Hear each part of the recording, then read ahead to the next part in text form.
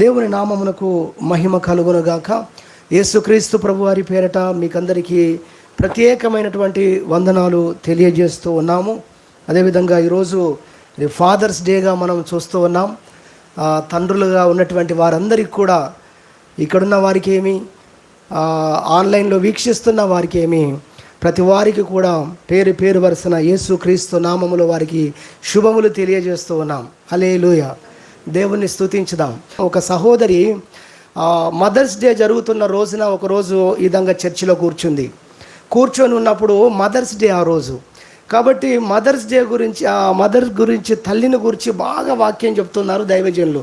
బైబిల్లో తల్లి వలె మిమ్మల్ని ఆదరిస్తానని దేవుడు చెప్పిన మాటలు, వాటన్నిటిని ఎత్తిపట్టి దైవజనుడు బోధిస్తూ ఉండగా మొత్తం మెసేజ్ అంతా కూడా తల్లి మీదనే కొనసాగింది. ఆ రోజు ఆ మెసేజ్ ఉన్నంత వరకు అక్కడ కూర్చున్న ఒక సహోదరి మాత్రం చాలా బాధతో, చాలా కన్నీటితో ఉంది. కారణం ఏంటంటే ఆమె చాలా డాడీని ప్రేమించే వ్యక్తి, నెంబర్ 1. నెంబర్ 2, ఆమె చిన్నతనంలోనే తల్లి చనిపోయింది.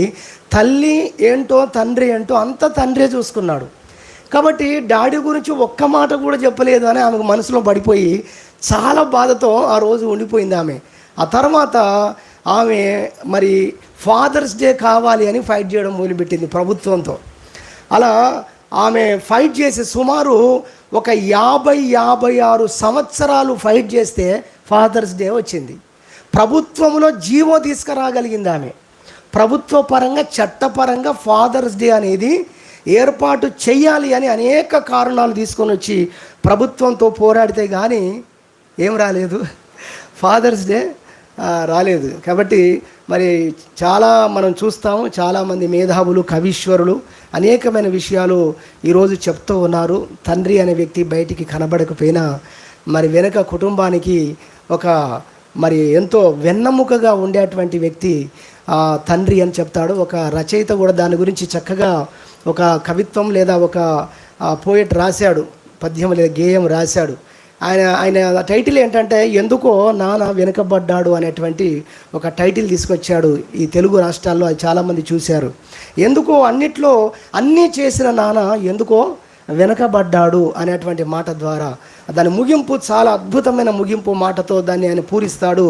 ఎందుకంటే ఆ మాట ఎక్కడ పూరిస్తాడంటే, అన్నీ చేసిన నాన్న ఎందుకు కనబడకుండా ఉన్నాడంటే ఆయన వెన్నెముక ఉన్నాడు కాబట్టి, వెనుకే ఉన్నాడు కాబట్టి ఇదంతా నిలబడాలంటే ఈ వెన్నెముక ఎంతో అవసరమని అలా దాన్ని ముగించిన విషయాన్ని మరి మనము ఈరోజు అనేక పోయట్లలో మనం చూస్తున్నాం. ఏది ఏమైనా తండ్రి అనేటువంటి స్థానము మరి గొప్ప స్థానము దేవుని పరిశుద్ధ గ్రంథంలో మనం చూసినప్పుడు మరి అనేక విషయాల్లో పోల్చడం, వారిని తక్కువ వీరిని ఎక్కువ చేయడం అని కాదు. కానీ మరి మొట్టమొదటిగా దేవుడు సృష్టించింది చెప్పాలంటే ఆదామును అని మనం అంటాము, నిజమే.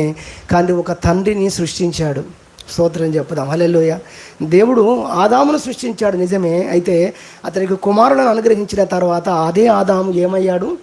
తండ్రి అయ్యాడు అనే విషయాన్ని చూడాలి. కాబట్టి సృష్టిలో మొట్టమొదటిగా సృష్టించబడింది. ఒకవేళ ఆ ప్రశ్న మనం వేసుకుంటే తల్లి తండ్రి అంటే దానికి వచ్చే జవాబు తండ్రి అనే విషయాన్ని మనం చూస్తాం. అలా పోల్చి ఏదో తక్కువ చేయాలని కాదు, కానీ తండ్రి ఏమాత్రం కూడా తక్కువైన వాడు కాదు అని చెప్పడానికి మాత్రమే ఈ విషయాలు జ్ఞాపకం చేస్తున్నాం. ఏది ఏమైనా మరి ఈ యొక్క ఫాదర్స్ డే రోజున మరి భూలోకంలో తండ్రి అనేటువంటి వ్యవస్థను పెట్టిన, తండ్రి అనే వ్యవస్థ ఉండడానికి గల కారణం పరలోకమందు ఒక తండ్రి ఉన్నాడు కనుకనే భూమి మీద తండ్రి అనేటువంటి పదం, పేరు మనకు వినబడుతుంది అన్నదాన్ని ఇనిషియల్గా మనం ఫస్ట్ ఆఫ్ ఆల్ బేసిక్గా మనం జ్ఞాపకం చేసుకోవాలి. పరలోకమందు తండ్రి ఉన్నాడు కనుకనే భూమి మీద తండ్రి అనే వ్యవస్థ ఏర్పడింది. అంతేకాదు పరలోకమందున్న తండ్రికి ప్రతిబింబముగా భూలోకమందున్నటువంటి తండ్రులు, ఆ దైవ మనసును కలిగి నడుస్తున్న ప్రతి తండ్రి కూడా పరలోక తండ్రికి ప్రతిబింబముగా ఉన్నారు అనేది కూడా చాలా అద్భుతమైన విషయం అని దేవుని పేరిట జ్ఞాపకం చేస్తూ ఉన్నాం. దేవుని వాక్యంలో చూస్తే మరి మనము యేసుక్రీస్తు వచ్చిన తర్వాత దేవుడు దేవుడు దేవుడు అని మీరు డిస్టెన్స్ మెయింటైన్ చేస్తున్నారు అన్నట్టుగా దేవుడు ఎవరో తెలుసా మీకు అని ఆయన తండ్రి అని అధికారపూర్వకంగా భూలోకంలో ఆ పదాన్ని స్థాపించి మీరు ఇలా ప్రార్థన చేయండి అని చెప్పిన వారు ప్రభు అయిన యేసుక్రీస్తు అనే విషయము మత్తయి సువార్త 6వ అధ్యాయము 9వ వచనం చదివితే మనకు అర్థమవుతుంది. మీరు ఇలాగూ ప్రార్థన చేయండి. ఎలా ప్రార్థన చేయాలి అంటే, పరలోకమందున్న మా తండ్రి అని మీరు నోరార పిలవండి, అలా మీరు ప్రార్థన చేయాలి, ఆయన మీ తండ్రి అని చెప్పిన దాన్ని కూడా మత్తయి సువార్త 6వ అధ్యాయము 9వ వచనంలో చూస్తాం. కాబట్టి మన తండ్రిని మనము జ్ఞాపకం చేసుకోవడానికి ఈ గొప్ప సమయాన్ని మనం కలిగి ఉన్నాం. దేవుని యొక్క పరిశుద్ధ గ్రంథంలో చూస్తే ఎఫెసీయులకు రాసిన పత్రిక 1వ అధ్యాయం మనం చూసినట్లయితే 1వ అధ్యాయంలో 3వ వచనం చదువుతున్నాం. మన ప్రభు అయిన యేసుక్రీస్తు యొక్క తండ్రియగు దేవుడు స్తుతింపబడునుగాక అనేటువంటి మాట కనబడుతుంది. యేసుక్రీస్తు ఈ లోకములో జ్యేష్ఠుడుగా పుట్టాడు, మనందరికీ జ్యేష్ఠుడు అనే విషయాన్ని బైబిల్లో మనం చూస్తాం. అయితే పరలోకమందు తండ్రి ఉన్నాడు అని చెబుతూ ఆ తండ్రి స్తుతింపబడునుగాక, తండ్రియగు దేవుడు స్తుతింపబడునుగాక అనేటువంటి మాట దేవుని పరిశుద్ధ గ్రంథములో మనం చూస్తున్నాము. మలాకి గ్రంథము 2వ అధ్యాయం 10వ వచనం చూస్తే మనకందరికీ తండ్రి ఒక్కడే కాదా అని మలాకి ప్రవక్త కూడా మరి అక్కడ రాస్తున్న విషయాన్ని దేవుని యొక్క గ్రంథంలో మనం చూడగలము. ఈ లోకములో ప్రతి ఒక్కరికి తండ్రి ఉంటాడు, కానీ అందరికీ తండ్రి ఎవరో తెలుసా? దేవుడు. హల్లెలూయా. ఈయన మా తండ్రి, ఈయన మా డాడీ అని అందరం చెప్పుకుంటూ ఉంటాం కదా. ఒకవేళ నిద్రిస్తే ఫోటో చూపించి చెప్తాం, బ్రతికుంటే సజీవంగా ఉంటే వాళ్ళు చూపించి చెప్తాం, ఈయన మా తండ్రి, మా డాడీ, మా నాన్నని. కానీ అందరూ కూడా ఒకే ఒక వ్యక్తిని చూపిస్తారు, ఎవరైనా పరలోకమందున్న తండ్రి, దేవుడు కదా. ఆయన అందరికీ తండ్రి. అందుకే బైబిల్లో రాయబడింది, హెబ్రీ పత్రిక మనం చూసినట్టయితే దేవుని వాక్యంలో 12వ అధ్యాయం 9వ వచనంలో ఆత్మలకు తండ్రి అనే మాట రాయబడింది.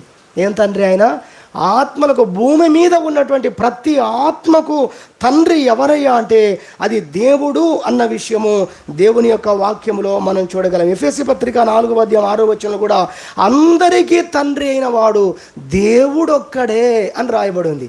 అందరికీ ఒక్కొక్కరికి ఒక్కొక్క తండ్రి ఉండొచ్చు, కానీ అందరికీ తండ్రి అయిన వాడు మాత్రము దేవుడు ఒక్కడే అన్నమాట. ఎఫెసీ పత్రిక 4వ అధ్యాయము 6వ వచనంలో ఉన్నటువంటి వాక్య భాగాన్ని మనం జ్ఞాపకం చేసుకోవాలి. అదేవిధంగా యెషయా గ్రంథములో కూడా యెషయా ప్రవక్త కూడా రాస్తూ ఉన్నాడు. మనం చూడొచ్చు యెషయా గ్రంథము 64వ అధ్యాయము మనము చూసినట్లయితే యెషయా గ్రంథం 64వ అధ్యాయము 8వ వచనములో ఉన్న వాక్య భాగాన్ని మనం చదువుకోవచ్చు. యెహోవా నీవే మాకు తండ్రివి అని ఇంత స్పష్టంగా బైబిల్లో రాయబడింది. మాకు తండ్రులు ఉండవచ్చు, భూ సంబంధంగా, భూలోకంగా, శరీరరీతిగా, శరీర సంబంధంగా, కానీ అసలు నిజానికి మాకు తండ్రి ఎవరు అంటే నీవే మాకు తండ్రివి అని భక్తుడు దేవుణ్ణి స్తుతిస్తూ మరి ప్రవచనాత్మకంగా కృతజ్ఞతగా పలికినటువంటి మాటలు దేవుని యొక్క పరిశుద్ధ గ్రంథములో మనం చూస్తున్నాం. ఈ విధంగా దేవుని వాక్యములో చూస్తే అనేకమైనటువంటి వాక్యాలు మనకు పరిశుద్ధ గ్రంథంలో కనబడతాయి. మత్తయి సువార్త 23:9లో ఒక ప్రత్యేకమైన మాట చెప్పాడు. ఏమన్నాడంటే, భూమి మీద మీరు ఎవరికైనా కూడా తండ్రి అనే పేరు పెట్టవద్దు అని రాయబడింది బైబిల్లో. ఏం పెట్టవద్దంట? తండ్రి అని పేరు పెట్టవద్దు. మీకు తండ్రి అయిన వాడు దేవుడే, ఆయన మీ పరలోకపు తండ్రి కనుక భూమి మీద ఎవరికి కూడా మీరు అది పేరుగా పెట్టడానికి వీలు లేదు అన్న విషయము దేవుని యొక్క పరిశుద్ధ గ్రంథములో ఉన్న ఆ మాటను కూడా మనము జ్ఞాపకం చేస్తున్నాం. 23వ అధ్యాయము మత్తయి సువార్త 9వ వచనం, మరియు భూమి మీద ఎవరికైనాను తండ్రి అని పేరు పెట్టవద్దు, ఒక్కడే మీ తండ్రి, ఆయన పరలోకమందు ఉన్నాడు అంటుంది బైబిల్.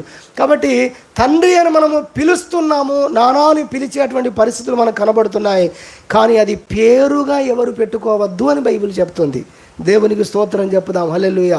వారు అలా ఛాయగా పిలువబడుతూ ఉన్నారు, కానీ నిజమైనటువంటి తండ్రి పరలోకమందున్నాడు. కాబట్టి ఒకవేళ పిలిస్తే పిలిచారు కానీ పేరైతే పెట్టకండి అన్నట్టుగానే ఈ వాక్యం ఖచ్చితంగా చెప్తుంది అన్న విషయాన్ని మనం గ్రహించాలని ప్రభు పేరట గుర్తు చేస్తున్నాం. ఏది ఏమైనా మన పరలోక తండ్రిని మనం జ్ఞాపకం చేసుకుని ఆయన స్తుతించుట కొరకు, ఆరాధించుట కొరకు కొన్ని విషయాలు వినటానికి ప్రభువు మనకు అవకాశం ఇచ్చాడని మనం గ్రహించి దేవుని యొక్క పరిశుద్ధ గ్రంథం నుండి కొన్ని వాక్యాలు మనం త్వరగా నేర్చుకుందాం. ఎటువంటి తండ్రిని మనము కలిగి ఉన్నాం? పరలోకమందున్నటువంటి తండ్రి ఎటువంటి తండ్రి? ఈ తండ్రిని గురించి మనం నేర్చుకోవాలంటే బైబిల్ నిండా అంశాలు ఉన్నాయి కదా. ఎన్ని అంశాలని మనము దాన్ని ముగించగలము? బైబిల్ నిండా ఉన్నాయి. ఆయన చేసే ప్రతి కార్యం, ఆయన కలిగి ఉన్నటువంటి ప్రతి మంచితనము ఆయన గురించి చెప్పదగినవే. అయితే కొన్ని విషయాలు మాత్రమే మరి మనం స్తుతించడం కొరకు, మనం నేర్చుకోవడం కొరకు, మనం గుర్తుపెట్టుకుని ఎప్పుడు స్తుతించడానికి కొన్ని విషయాలు మాత్రం జ్ఞాపకం చేయడానికి ఇష్టపడుతున్నాం. మొట్టమొదటిగా మనము చూసినట్టయితే దేవుని యొక్క పరిశుద్ధ గ్రంథములో నుండి మనము నేర్చుకోవలసినటువంటి ఒక గొప్ప మాట మొదటి మాటగా మనం నేర్చుకోవడానికి దేవుని యొక్క పరిశుద్ధ గ్రంథంలో నుండి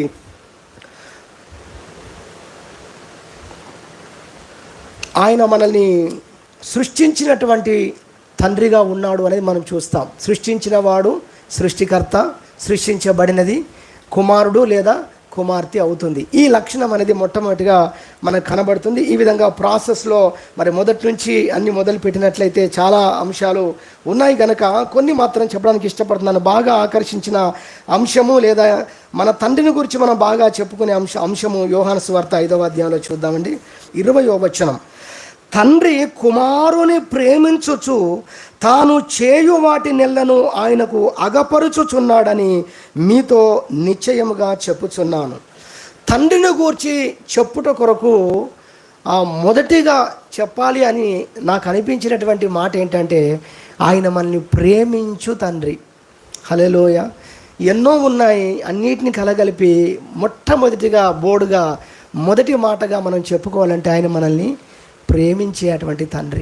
కాబట్టి మనల్ని ప్రేమించు తండ్రిని మనం ఆరాధించుట కొరకు ఈ విషయాన్ని వింటున్నాం. మన తండ్రి ఎవరు అంటే ఆయన మనల్ని ప్రేమించే తండ్రిగా ఉన్నాడు అని దేవుని యొక్క వాక్యము ద్వారా మనం చూస్తున్నాం. తండ్రి కుమారుని ప్రేమించుచు ఒక పని చేస్తున్నాడు అనేది ఇక్కడ మనకు కనబడుతుంది. కుమారుని ప్రేమిస్తున్నాడని చెబుతూ తాను చేయు వాటి నెల్లను ఆయనకు అగపరుచుచున్నాడు. అంతకుముందు ఒకసారి ఈ వాక్యాన్ని మనం విన్నాం, అందులో ఈ అంశం నేర్చుకున్నాం.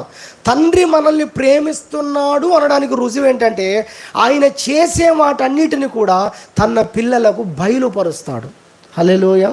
ఇప్పుడు కుటుంబంలో ఏదైనా శుభకార్యం జరుగుతుంది అనుకోండి, ఎవరికి తెలియకపోయినా ఇంట్లో వారికి తెలుస్తుంది. ఆయన మనల్ని పిల్లలుగా చూస్తున్నాడు కనుక, కుటుంబముగా చూస్తున్నాడు కనుక ఆయన మనకు సమస్తమును కూడా తేటపరుస్తాడు, బయలుపరుస్తాడు, తెలియజేస్తాడని ఇక్కడ వాక్యం చెబుతుంది. అలా తెలియజేయడంలో కూడా వెనుక ఉన్న ఉద్దేశం ఏంటంటే, వెనుకున్న శక్తి ఏంటంటే, రహస్యం ఏంటంటే ఆయన మనల్ని ప్రేమిస్తున్నాడు. హల్లెలూయా. అందుకే మనకు ఆ రహస్య విషయాలను చెప్తున్నాడు, తాను చేయబోయే విషయాలను చెప్తున్నాడు.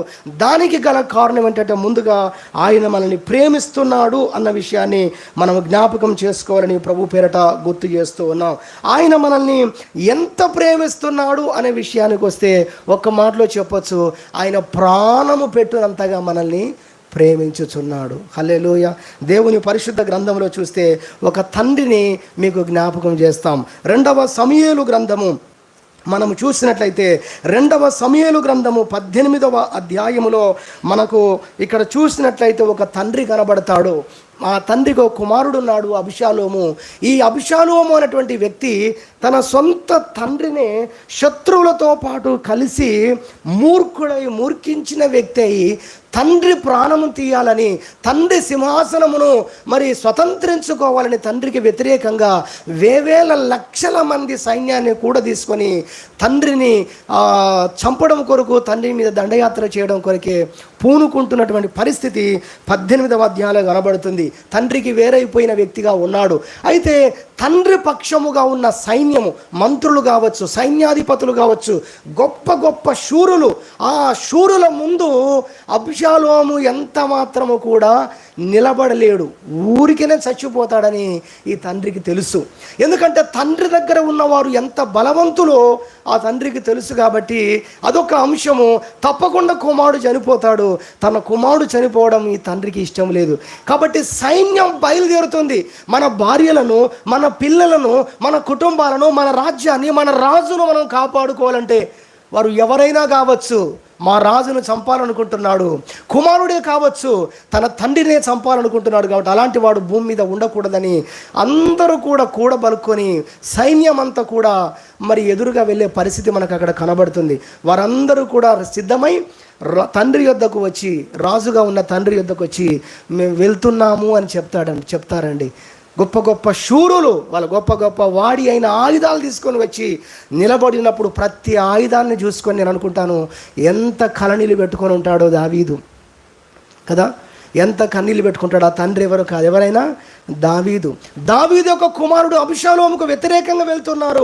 తన తండ్రిని, తమ రాజును, తన తండ్రిని చంపాలనుకుంటున్న అబిషాలోము మీదకి వెళ్తూ ఉన్నారు, లేదా తమ రాజును చంపాలనుకుంటున్న అబిషాలోము మీదకి వెళ్తున్నారు. రాజా వెళ్ళొస్తామన్నప్పుడు ఆ తండ్రి ఎంతగానో బాధపడుతూ, వీళ్ళు ఎక్కడికి వెళ్తున్నారు, ఏదో శత్రువు మీదికి కాదు కానీ వీరు వెళ్ళేది నా యొక్క కుమారుని మీదికే వెళుతున్నారు కదా, అయ్యో నా కుమారుడు అలా లేవడము ఎందుకు ఇలా జరుగుతున్నది, లేదా ఇలా జరుగుతుంది, ఇప్పుడు అతనితో యుద్ధం చేయడానికి నా పరివారం వెళుతున్నారే అని ఎంతో బాధపడి సైన్యాధిపతులను దగ్గరికి పిలుచుకొని అంటాడు, నా కుమారుని మీద మీరు దయ చూపగలరా అని అడుగుతాడు. దేవునికి మహిమ కలుగును గాక. నేను ఎప్పుడు ఈ సందర్భం చదివినా, ఎప్పుడు ధ్యానించినా నా హృదయాన్ని ఎంతో మరి దాన్ని ఏ పదం వాడాలో కలతకు గురి చేసే అంశమా, బహు దుఃఖములోకి నన్ను తీసుకొని వెళ్ళే మాట. తండ్రి హృదయం ఎంత స్పష్టంగా కనబడుతుంది. నిన్ను చంపాలనుకుంటున్న వ్యక్తి గురించి నీ విజ్ఞాపన ఏంటంటే, వాని మీద మీరు దయ చూపండి అంటే వాళ్ళు చెప్పండి, వాడిని బంధించండి, వాడిని ఒకవేళ బాగా కొట్టండి, కానీ వాని మాత్రం మీరు ఎట్టి పరిస్థితిలో చంపకూడదు అని తండ్రి తన ప్రాణము తీయ చూస్తున్నటువంటి తన కొడుకు కోసం తండ్రి ప్రాధేయపడుతున్నది, దావీదు ప్రాధేయపడుతున్నది బైబిల్లో మనకు కనబడుతుంది. కానీ తండ్రి పరాయి వాళ్ళు చెప్పాలి, పరాయి వాళ్ళే, వాని ప్రాణం మనం తీయకపోతే మన ప్రాణం వాడు తీసేస్తాడు అని వీరుకుంది.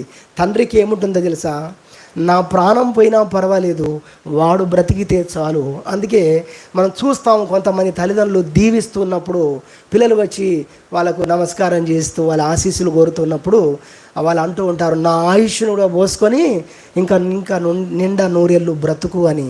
దావీదు హృదయం ఏంటంటే, నేను చనిపోయినా పర్లేదు కానీ నువ్వు బ్రతకాలి. పరాయి వల్ల హృదయం ఏంటంటే, వాని ప్రాణం మనం తీయపోతే వాడు మన ప్రాణం తీసేస్తాడు, కనుక వాని ప్రాణం మనము తీయాల్సిందే. దావీదు తండ్రి యొక్క హృదయం, వాడు నా ప్రాణం తీసినా మంచిదే, కానీ వాడు మాత్రం ప్రాణాలు కోల్పోదు అనుకున్నాడు. సరే చెప్పి వెళ్ళిపోయారు, వాళ్ళు బ్రతిమిలాడుకున్నాడు, వారు వెళ్ళిపోయారు. నిజానికి యుద్ధంలో జరిగింది ఏంటంటే, ఆ రోజు తన కుమారుడు చనిపోయాడు. ఏ కుమారుని కోసం కన్నీళ్ళు పెట్టుకున్నాడో, ఏం కుమారుని కోసం ప్రాధేయపడ్డాడో, దయ చూపండి అని అడిగాడో, ఆ కుమారుణ్ణి చంపేశారు. ఆ వార్తను చెప్పడానికి కూడా భయపడ్డారు. అంటే మీరు అర్థం చేసుకోండి, తన కొడుకును తన తండ్రి ఎంత ప్రేమిస్తున్నాడో ఆ ఊరి వారందరికీ తెలుసు, ఆ సైన్యాధిపతులకు తెలుసు. కాబట్టి ఆ వార్తను చెప్పడానికి కూడా వారు వెనకాడారండి.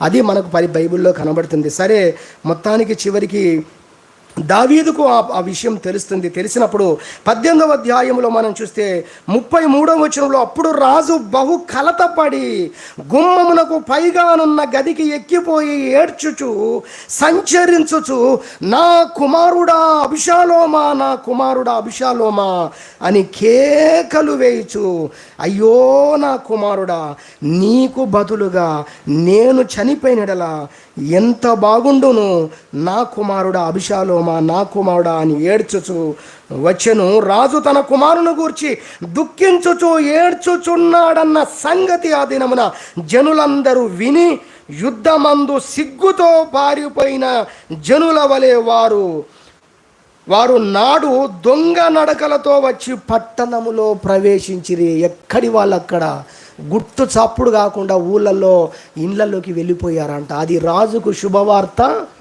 కాదు. ఓ యుద్ధం జరిగినప్పుడు మనం గెలిచాము, శత్రువు చనిపోయాడంటే గొప్ప కోలాహలం చేసి గొప్ప సందడి చేసుకునేటువంటి పరిస్థితి. కానీ ఈరోజు అలాంటి పరిస్థితి కాదు. అది జనులందరికీ తెలుసు, సైన్యాధిపతులకు తెలుసు. కాబట్టి దొంగ నడకలతో వచ్చి అందరూ గుట్టు చప్పుడు కాకుండా ఇళ్లలోకి జారుకున్నారంట. అయితే దావీదు మాత్రం, నా కుమారుడా, నీకు బదులుగా నేను చనిపోతే ఎంత బాగుండని ఏడ్చాడు. ఇది తండ్రి మనసు. గమనించండి, భూ సంబంధముగా భూమి మీద ఉన్న ఒక తండ్రి, దేవుని యొక్క ప్రేమలో నుండి కొద్ది ప్రేమను కలిగిన ఈ తండ్రి కుమారుల పట్ల అంత ప్రేమను కలిగి ఉంటే పరలోకపు తండ్రి ఎంత ప్రేమను కలిగి ఉంటాడు. హల్లెలూయా. అందుకే బైబిల్లో మనం చూస్తాం, ప్రభు అంటాడు కొత్త నిబంధనలో, భూమి మీద ఉన్న మీ తల్లిదండ్రులే, మరో సువార్తలో, చెడ్డవారైన మీ తల్లిదండ్రులే మీ పిల్లలకు మంచి ఈవులను ఎరిగి ఉండగా పరలోకమందున్న మీ తండ్రి అంతకంటే నిశ్చయముగా మరి మంచి ఈవులను ఇస్తాడు కదా, మంచి కోరుకుంటాడు కదా, మంచి చేస్తాడు కదా అనే మాట దేవుని పరిశుద్ధ గ్రంథంలో మనం చూస్తాం. కాబట్టి మన పరలోకపు తండ్రి ఎవరు అంటే, ఆయన మనల్ని ప్రాణము పెట్టునంతగా ప్రేమించు తండ్రి. భూలోకమందు మనం కనబడుతున్న తల్లిదండ్రులే మనం ఇంకా అర్థం చేసుకునే స్థాయికి రాకపోతే పరలోకపు తండ్రిని అంత అర్థం చేసుకున్నాం అనుకుంటున్నాం మనం. అంత అర్థం చేసుకుంటే దిగులెందుకు నీ హృదయంలో? ఎందుకు సనుక్కుంటున్నావు నీవు? ఎందుకు నీవు నిరాశపడుతున్నావు నీ తండ్రి పట్ల? ఎందుకు నీ ప్రార్థనలో విశ్వాసం కొదువైపోయింది? ఎందుకు ఎదురుచూపులో సన్నగిల్లిపోయావు? నా తండ్రి ఏదైనా నా మంచి కోసమే చేస్తాడు. నా కొరకు ప్రాణము పెట్టినటువంటి వాడు నా ప్రభు అయిన యేసుక్రీస్తు. హల్లెలూయా. ఆయన ప్రాణము పెట్టునంతగా నన్ను ప్రేమించిన దేవుడు నా కొరకు ఇది చేయలేడా? నా కొరకు నేను అనుకున్న ఫలానిది చేయలేడా అని ఎంతవరకు మనం అనుకోగలుగుతున్నాం? సహోదరి సహోదరుడా, ఎవరు మన పరలోకపు తండ్రి అంటేనా? మనల్ని ప్రేమించే తండ్రి. ఎంత ప్రేమించే తండ్రి? ప్రాణము పెట్టినంతగా ప్రేమించిన తండ్రి అని మనం జ్ఞాపకం చేసుకొని ఈసారి మీరు దేవుని యొద్దకు వెళ్ళినప్పుడు ఈ పదాలను పట్టుకొని ఈ మనసును కలిగి ఉండి, నిజమే ప్రభువా, నువ్వు నా కోసం ప్రాణం పెట్టావు, కానీ దాన్ని నేను అర్థం చేసుకున్నాను, నేను అనుకోవట్లేదు. నిజంగా నేను అర్థం చేసుకొని ఉంటే నిన్ను ఎంత ఆరాధించాలి, ఎలాంటి భావము నీ పట్ల నేను కలిగి ఉండాలి, ఎలాంటి హృదయము నీ పట్ల కలిగి ఉండాలి, అనుకువ నీ పట్ల కలిగి ఉండాలి, సన్మానము నీ పట్ల కలిగి ఉండాలి. మన దేవుడు ఎవరండి? మన తండ్రి ఎవరు? ఆయన ప్రాణము పెట్టినంతగా ప్రేమించు తండ్రి. ఆయన చూపించాడు, దాని మాటల్లో కాదు క్రియల్లో దాన్ని చూపించాడు. ఈ విషయాన్ని మనం అర్థం చేసుకున్న వారమై మన తండ్రిని మనం స్తుతించుదాం, మన తండ్రిని మనం ఆరాధించుదాం. ఇది మొదటి విషయంగా జ్ఞాపకం చేయడానికి ఇష్టపడుతున్నాం. రెండవదిగా మనం చూసినట్లయితే ఆయన మనల్ని ప్రాణము పెట్టినటువంటి ఈ తండ్రి ఆయన మనల్ని క్షమించే తండ్రిగా ఉన్నాడు. హల్లెలూయా. మన పాపముల కొరకు ఆయన ప్రాణం పెట్టాడు కదా. ఆయన ప్రాణం పెట్టిందే అందుకు, మనల్ని బాగు చేయటానికి, మనల్ని సరిచేయటానికి, మన పాపములన్నింటినీ పరిహరించటానికి. ఎవరో రాలేదండి. ఇప్పుడు కూడా అంటున్నాను, వస్తే నీ తండ్రే వస్తాడు. ఆ సింహం గుహలోకి కూడా నీ తండ్రే వస్తాడు.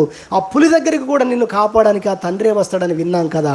ఇప్పుడు ఆ తండ్రే నిన్ను క్షమించే తండ్రిగా ఉన్నాడు. దేవునికి మహిమ కలుగును గాక. హల్లెలూయా. ఈ ప్రపంచంలో ఎవరు క్షమించినా క్షమించకపోయినా నిజంగా మనం చూసినట్లయితే తండ్రి క్షమించడాన్ని చూస్తే నాకు నిన్న ఒకటి అర్థమైంది. నా దేహ సంబంధులైనటువంటి, శరీర సంబంధులైన లేదా దేహ సంబంధులైన ఇశ్రాయేలీల కోసం నేను దేవునికి వేరై శాపగ్రస్తున్నవుతా అన్నాడు అపోస్తలుడైన పౌలు. ఎంతమందికి అర్థమైందో ఈ మాట? మళ్ళీ చెప్తాను, వినండి. నా దేహ సంబంధులు అంటే నా జాతి ఇశ్రాయేలు ప్రజలు, నా ఇశ్రాయేలు ప్రజలను రక్షించుట కోసం, వారితో ఉండి వారిని దేవుళ్ళలోకి నడిపించడం కోసం నేను అవసరమైతే దేవునికి వేరై, ఎవరికి వేరై? చూసారా? దేవునికి వేరై దేవుని చేత శపించబడిన వాడిగా నేను మారినా పర్వాలేదు, వాళ్ళను మాత్రం రక్షణలోకి నడిపిస్తాను అన్నాడండి. చూసారా? ఈనాట నశించినా నశిస్తాడట. శాపగ్రస్తుడు అవడం అంటే మీరు ఆలోచన చేయండి. ఇక నేను శాపగ్రస్తునైనా పర్వాలేదు, కానీ నా బిడ్డలను మాత్రం నేను రక్షించుకుంటాను, కాపాడుకుంటాను, లేదా నా ఇశ్రాయేలు ప్రజలను దేవునిలోకి నేను నడిపిస్తాను. నిజంగా దేవునిలో దేవుడు విడిపోయాడు. కుమారుడిగా పరిశుద్ధాత్మగా విడిపోయి దేవుడు తనకు తానే ఎదురుగా నిలబడ్డట్టుగా మారాడా అని అంటే మారాడు అన్నట్టుగానే వాక్యాలు చదివితే మనకు అర్థమవుతుంది. న్యాయాధిపతి స్థానంలో దేవుడు ఉన్నాడు. పాపి స్థానంలోకి వెళ్ళి అదే దేవుడు కుమారుడుగా, ఒక పాత్రగా, ఒక కుమారుని వేషంలో మరలా నిలబడి ఉన్నాడు. ఎవరికి? తండ్రికి వ్యతిరేకంగా ఎదురుగా నిలబడ్డాడు. ఏమంటున్నాడో తెలుసా? నేను శాపగ్రస్తుని అయిపోతాను, కానీ ఈ బిడ్డలు మాత్రం కాపాడబడాలన్నాడు. అదే బైబిల్లో రాసింది. ఆయన మన కొరకు ఆ యొక్క మ్రాను పైన శాపగ్రస్తుడుగా మారాడు అని రాసింది బైబిల్లో. దేవునికి మహిమ కలుగును గాక. హల్లెలూయా. పాపం ఎరుగని ఆయన మన కోసము పాపముగా చేయబడను అని దేవుని పరిశుద్ధ గ్రంథంలో రాయబడింది. మ్రాను మీద వేలాడిన వాడు శాపగ్రస్తుడు అని బైబిల్లో ఉంది. అయితే యేసుక్రీస్తు మ్రాను మీద, అనగా కర్ర మీద, కొయ్య సిలువ మీద ఆయన వేలాడదీయబడ్డాడు. ఆయన శాపగ్రస్తుడయ్యాడని బైబిల్ మనకు చెబుతుంది. కాబట్టి మనల్ని క్షమించుట కోసము ఆయన ఏమయ్యాడు అంటే శాపగ్రస్తుడుగా ఆయన మారినట్టుగా దేవుని పరిశుద్ధ గ్రంథంలో చూస్తాం. కాబట్టి రెండవ అంశముగా జ్ఞాపకం, అన్నీ కూడా కొద్దిగా మీకు గుర్తు చేయడానికే ఇష్టపడుతున్నాం. బైబిల్ గ్రంథంలో మనం చూసినట్లయితే మత్తయి సువార్తలో మనం చూద్దాము. మత్తయి సువార్తలో మనం చూసినట్లయితే 11వ అధ్యాయంలో మార్కు సువార్త 11వ అధ్యాయము 26వ వచనం. మార్కు సువార్త 11వ అధ్యాయము 26వ వచనం మీరు చూస్తే, అప్పుడు పరలోకమందున్న మీ తండ్రియు మీ పాపములను క్షమించును అనేటువంటి మాట దేవుని యొక్క వాక్యములో మనకు కనబడుతుంది. పరలోకమందున మీ తండ్రి మిమ్మల్ని క్షమిస్తాడు, అక్కడ ఒక పని మీరు చేయండి అనేది మనకు దేవుని పరిశుద్ధ గ్రంథంలో కనబడుతుంది. అయితే ఆయన మీ తండ్రి కూడా మిమ్మల్ని క్షమించేవాడు అనే మాట కనబడుతుంది. కాబట్టి రెండవదిగా జ్ఞాపకం చేయాలనుకున్న మాట ఏంటంటే, ఆయన క్షమించు తండ్రిగా ఉన్నాడు అనే విషయాన్ని గుర్తు చేస్తున్నాం. మీరు లూకాసు వార్తలోకి వెళ్తే దానికి ఉదాహరణగా చూడాలి అనుకుంటే 15వ అధ్యాయంలో మనం చూసినట్లయితే తప్పిపోయిన కుమారుని యొక్క సందర్భం మనకు కనబడుతుంది. ఆ కుమారుడు వచ్చిన తర్వాత తండ్రిని చూస్తూ చెప్పినటువంటి మాటలు కనబడతాయి. 21వ వచనం 15:21, అప్పుడు ఆ కుమారుడు అతనితో, తండ్రి, నేను పరలోకమునకు విరోధముగాను నీదటను పాపము చేసి తిని ఇక మీదట నీ కుమారుడను అనిపించుకున్నటకు యోగ్యుడను కాను అనేను. ఆ మాట మనం చూస్తామైతే ఆ తండ్రి ఏం చేశాడంటే ఆ కుమారుణ్ణి క్షమించాడు, ఇంటిలోకి చేర్చుకున్నాడు. అబ్బాయి యొక్క కూలివాని స్థానం ఇవ్వలేదు, కానీ తిరిగి కుమారుని స్థానం ఇచ్చాడు అనేది బైబిల్లో మనకు కనబడుతుంది. అది ఎలా మీరు చెప్పగలరు? ఆ స్థానం మరలా వచ్చిందని ఎలా చెప్పగలరు అంటే 24 చదవండి, అర్థమైపోతుంది. 24 నేను చదువుతున్నాను, మీరు చూడొచ్చు. ఈయన కుమారుడు చనిపోయి మరలా బ్రతికేను. ఏమన్నాడు? ఈయన కుమారుడు అదే స్థానంలోకి తిరిగి తీసుకున్నాడు. అందుకే ఉంగరం పెట్టించాడు, దానికి గుర్తుగా, విలువగా, ముద్రగా, దాన్ని సూచించేదిగా, వారి వంశాన్ని, వారి విషయాలన్నిటిని కూడా సూచించే అటువంటి ఒక ముద్ర కలిగిన ఉంగరాన్నే ఆ రోజు అతనికి ధరించి ఉన్నాడు. చెప్పులు వేయించాడు, ప్రశస్తమైన వస్త్రాలు, తన కుమారునికి తగ్గట్టుగా ఎలాంటి వస్త్రాలు ఉండాలో అలాంటి వస్త్రములతో అలంకరించాడని కూడా బైబిల్లో కనబడుతుంది. ఏది ఏమైనా ఆ కుమారుడు క్షమించబడ్డ కుమారుడుగా ఆ రోజు బైబిల్లో మనకు కనబడుతున్నాడు. దేవునికి మహిమ కలుగుగాక. హల్లెలూయా. మొదటిగా ఆయన ప్రాణము పెట్టునట్టుగా ప్రేమించు తండ్రి అనేది మనం నేర్చుకుంటున్నాం. రెండవదిగా ఆయన క్షమించే తండ్రి అనే విషయాన్ని దేవుని యొక్క పరిశుద్ధ గ్రంథానికి ఇష్టపడుతున్నాను.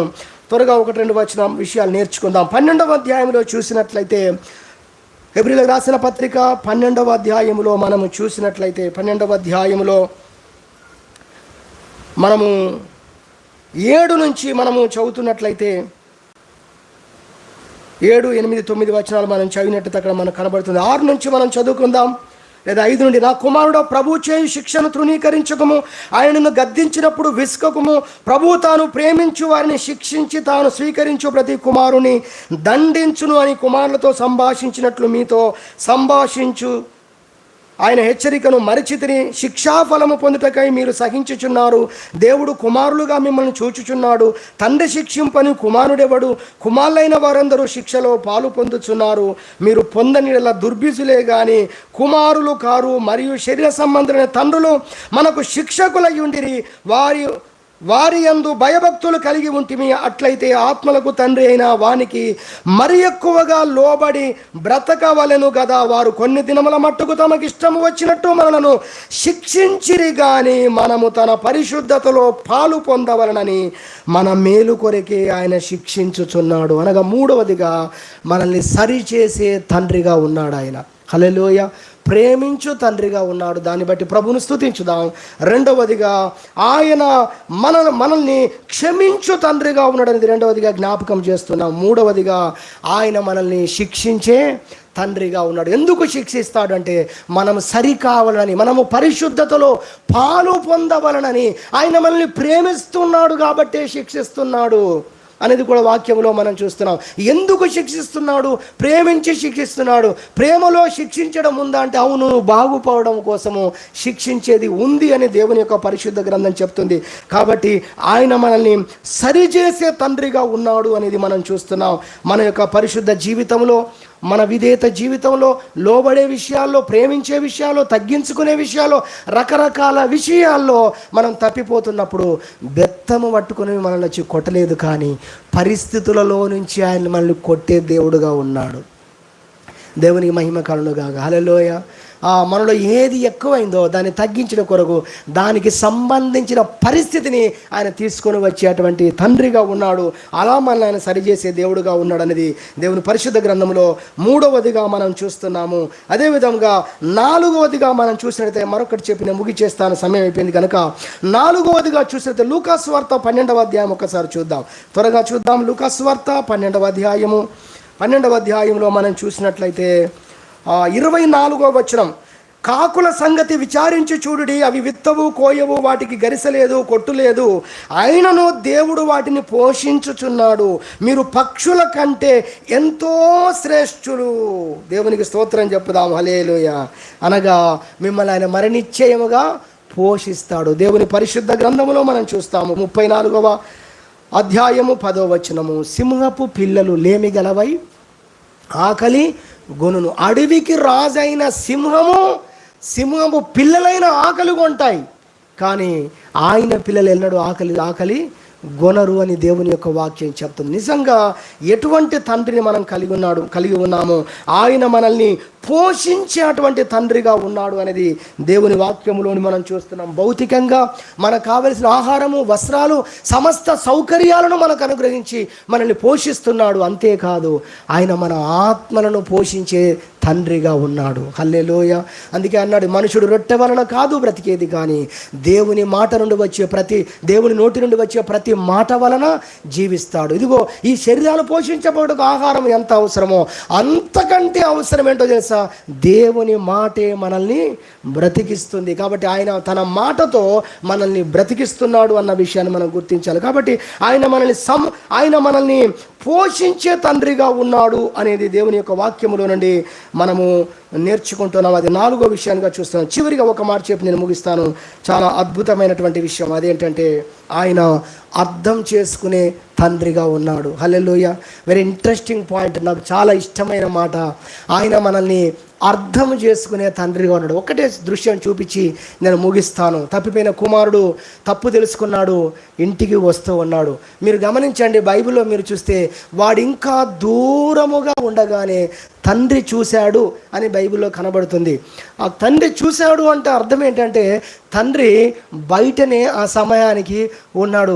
భలే అదృష్టం, బయట ఉన్నప్పుడే కొడుకు వచ్చాడు, కొడుకు వచ్చేటప్పుడే బయట తండ్రి ఉన్నాడు అని అంటే అది తక్కువైపోతుంది. అలా కాదు, కానీ మ్యాక్సిమం తండ్రి బయటే ఉన్నాడట. ఓ దైవజనుడు చెప్పాడు, తండ్రి మనసు అర్థమవుతే ఇది అర్థమవుతుంది కదా. పిల్లలు ప్రయాణంలో ఉన్నప్పుడు ఫోన్లు ఎక్కడుంటాయి తెలుసా తల్లిదండ్రులకు? నాకు తెలుసు ఎక్కడుంటాయంటే ఎక్కడికి పోయినా అది మనతోనే ఉంటుంది. ఒక్క మాటలో అర్థం చేసుకోవాలి. హల్లెలూయా. అంత ప్రేమిస్తామండి పిల్లల్ని. ఏ క్షణమున వాళ్ళు ఏ అవసరం పడి ఫోన్ చేస్తారు అని అంటి పెట్టుకొని ఉంటాం. వారి ఇల్లు చేరుకున్నాం, హాస్టల్ చేరుకున్నాం, కాలేజీ చేరుకున్నాం అనే ఆ మాట వినబడేంతవరకు ఫోన్ ఎప్పటికి కూడా హార్ట్ లాగా మనతోనే ఆ జేబులోనే ఉంటుందండి. దేవునికి స్తోత్రం చెబుదాం. తండ్రి మనసు, పరలోక తండ్రి మనసు ఎంత ఉంటుందో మనం ఆలోచించాలి. కాబట్టి అలా తండ్రి మనసును అర్థం చేసుకున్నప్పుడు ఆ విషయం అర్థమవుతుంది. ఏ విషయం? ఆయన బయటే ఉన్నాడు. అదే దైవజనుడు ఇంకో మాట చెప్పాడు. 10 సంవత్సరాలు అవుతుంది ఈ వర్తమానం నేను విని. ఆయన ఏమన్నాడో తెలుసా? ఆ రోజు బాగా వెంట్రుకలు పెరిగి గడ్డము మాసిపోయి తల వెంట్రుకలు పెరిగి ఎంతో కృషించిపోయిన వ్యక్తిగా కొడుకు వచ్చి ఉంటాడు. ఒక తండ్రిగా, తండ్రి మనసును ఎరిగిన వ్యక్తిగా, పరలోక తండ్రి మనసును ఎరిగిన వ్యక్తిగా నేను చెప్పే మాట ఏంటంటే అని ఆ దైవజనుడు ఏం చెప్పాడంటే, తండ్రి కూడా అలానే ఉండి ఉంటాడు అన్నాడు. తినక ఆ కొడుకును మరలా చూసుకోవడానికి నేను బ్రతికి ఉండాలి అన్నంతగా తినుంటాడు తప్ప చికెన్ బిర్యానీ తినేవాడు కాదు, ఇంకేవో తెప్పించుకొని బాగా రోజు పుష్టిగా తిన్నవాడు కాదు. అది తండ్రి మనసు కాదు అన్నాడు. ఇవన్నీ మీ మనసులో ఉండాలని ప్రభుపేట జ్ఞాపకం చేస్తున్నాను. సరే, అతడు బయటనే కూర్చున్నాడు. ఇంకెందుకు, దావీదు గురించి కూడా మీరు చూడండి. వాళ్ళు యుద్ధంలోకి వెళ్ళి జయం వచ్చిందని పరిగెత్తుకుంటూ వచ్చేవాడు వస్తున్నప్పుడు దూరము నుండే దావీదు చూశాడు. దావీదు ఎక్కడున్నాడో బైబిల్లో రాసింది. ఆయన డోర్లో మధ్యలో కూర్చున్నాడట. అబ్షాలోము చనిపోయిన వార్త వస్తున్న సమయానికి దావీదు ఆ ఊరి అవతలికి, పురం అవతలికి చూస్తూ ఎక్కడ కూర్చున్నాడంటే గవిని యొక్క నడి సెంటర్లో కూర్చొని చూస్తున్నాడని బైబిల్లో రాసింది. కాబట్టి మనం అర్థం చేసుకోవాలి ఎంత గొప్ప విషయం. తండ్రి మనసు ఎంత గొప్పదో, పరలోక తండ్రి మనసు అంతకంటే 1000 రెట్లు గొప్పది. ఏది ఏమైనా వచ్చాడు కొడుకు. కొడుకు వస్తున్నప్పుడు దూరం నుండే చూసి తండ్రే పరిగెత్తుకొని వెళ్ళాడు, కుమారుడు పరిగెత్తుకొని రాలేదు. సరే రాలేడు కూడా, పాపం చేశాడు, తప్పు చేశాడు, ఆస్తిని నష్టం చేశాడు, తండ్రిని విడిచి వెళ్ళాడు, రాలేడు. కానీ తండ్రి అక్కడే ఉండి కుమారుని కొరకు చూడాలి, వచ్చివాడు ఏం చెప్తాడో అన్ని వినాలి, చూడాలని. కానీ మీరు గమనించండి, తండ్రే పరిగెత్తుకొని వెళ్ళాడు, తండ్రే కౌగలించుకున్నాడు, తండ్రే మెడ మీద పడి ముద్దు పెట్టుకున్నాడు, ఇంటికి తీసుకొని వచ్చాడు. అందుకే మన చివరి 5వ అంశం ఏంటంటే ఆయన అర్థం చేసుకునే తండ్రి. హల్లెలూయా. నా జీవితంలో కూడా ప్రభు ఒకరోజు ఈ మాట నాతో చెప్పాడు. ఈ ప్రపంచంలో ఎవ్వరు నిన్ను అర్థం చేసుకోకపోయినా నేను నిన్ను అర్థం చేసుకుంటున్నాను అన్నాడు. నా జీవితంలో మొట్టమొదటిసారిగా ప్రభు ప్రవచనం ద్వారా నాతో మాట్లాడిన మాటల్లో వచ్చిన మాట ఇదే. నేను నిన్ను, నీ మనస్సును నేను అర్థం చేసుకుంటున్నానని ప్రభు చెప్పాడు. కాబట్టి ఎవరు అర్థం చేసుకోవట్లేదేమో మిమ్మల్ని, తల్లిదండ్రులు అర్థం చేసుకోవట్లేదేమో, కొన్నిసార్లు కుటుంబస్తులు అర్థం చేసుకోలేదేమో, రక్త సంబంధులు అర్థం చేసుకోలేకపోతున్నారేమో కొన్నిసార్లు. ఒకవేళ కదా ఏమండి, అయితే నిన్ను అన్ని పరిస్థితులు ఎప్పుడు అర్థం చేసుకునే ఒక తండ్రి పరలోకమందు ఉన్నాడు. ఆ తండ్రిని గురించి మనం నేర్చుకుంటున్నాం. ఆయన నిన్ను అర్థం చేసుకొని నీకు ఏ విధమైన మాట చెప్పాలో, ఏ విధమైన సహాయం చేయాలో, ఆయా పరిస్థితుల్లో, ఆయా సందర్భాల్లో ఆయా సహాయాలు చేస్తూ ఎప్పటికప్పుడు నిన్ను పోషించడం మాత్రమే కాదు, నేను ముగిస్తున్నాను, ఇంకో మాట చెప్పాలంటే నిన్ను సంరక్షించుకుంటూ కూడా వస్తున్నాడు ఆ తండ్రి. అది 6వ పాయింట్ అవుతుంది. హల్లెలూయా. అది కాపుదల సంబంధించిన మాట. నిన్ను కాపాడే తండ్రిగా కూడా ఆయన ఉన్నాడు. ఇలాంటి తండ్రిని గురించి ఎన్ని మనం చెప్పుకుంటే సరిపోతాయి, ఎంత స్తుతిస్తే సరిపోతుంది. విన్న విషయాలను బట్టి మనం ప్రభువును స్తుతించే వారంగా, ఆరాధించే వారంగా ఉందాం. దేవుడి వాక్యమును దీవించునుగాక.